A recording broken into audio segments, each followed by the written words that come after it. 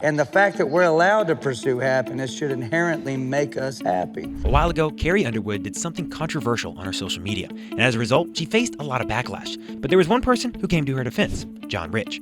So what did he say? And what did Carrie actually do that made so many people upset?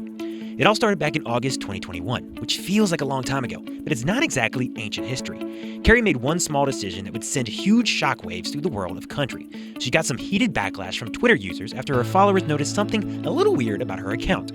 They saw that Carrie liked a tweet from conservative podcaster Matt Walsh, whose political views are extremely polarizing, just like the pandemic was for so many Americans.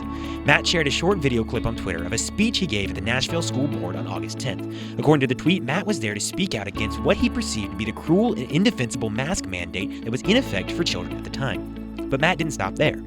He actually suggested that the mask mandate for the children in the middle of the pandemic was child harm. Carrie seemed to have agreed with Matt, but a lot of Twitter users were outraged that she would go along with those kind of claims. John Rich saw what was happening with Carrie, and he wasn't about to idly stand by. He defended Carrie in a tweet on August 17th, just days later. He retweeted an article about the Carrie drama and had some very supportive words. He said that, as far as he was concerned, Carrie could like any tweet she wanted to like, and it was nobody's business to tell her what to do or how to think, or to try to shut her mouth and silence her opinions. He went on to say that there was a larger issue going on if you can open your eyes and see a pattern. He claimed that people love claiming freedom of speech unless you disagree with the mob.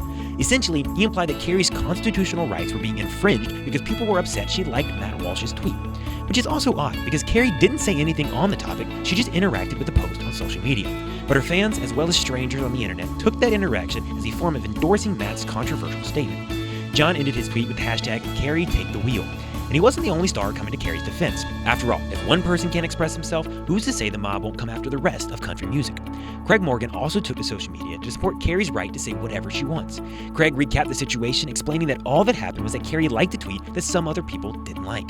He reminded his followers, as well as anyone who cared to read what he was saying, that this was still America, where everyone is free to have their own opinion.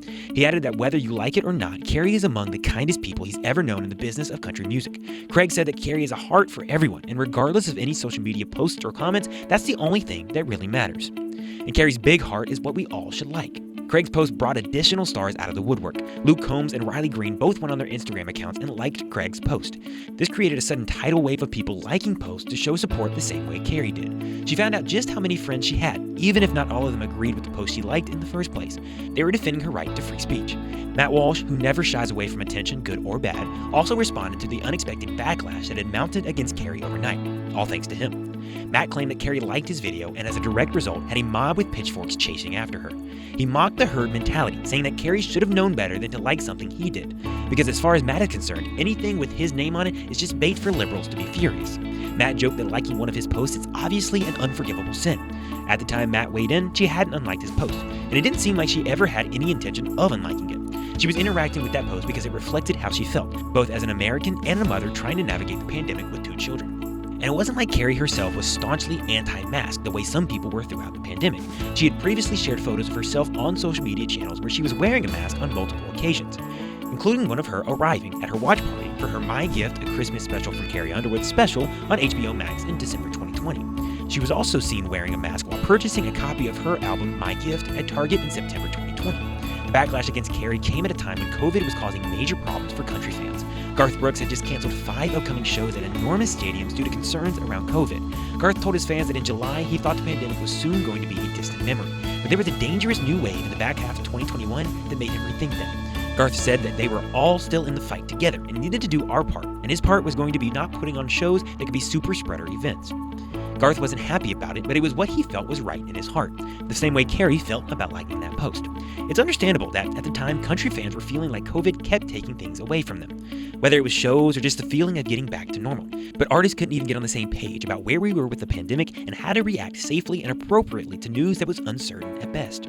Just a few months after the controversy around liking the post, Carrie was once again in the spotlight for her controversial stance on COVID and the vaccine. Luke Bryan made a joke about NFL quarterback Aaron Rodgers, specifically about how Aaron said he was immunized, which turned out to be code for unvaccinated. Right after Luke made the joke, the cameras panned over to Carrie, and she did not seem amused.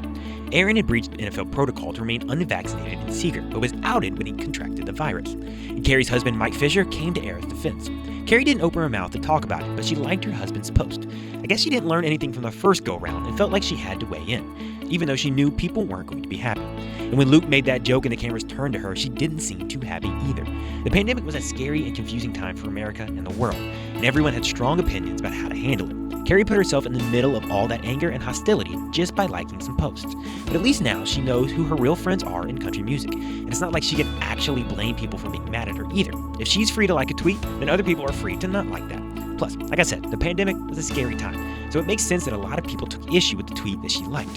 But what do you guys think? Should Carrie have liked Matt Walsh's tweet? What do you think about John Rich defending her? Let me know in the comments below.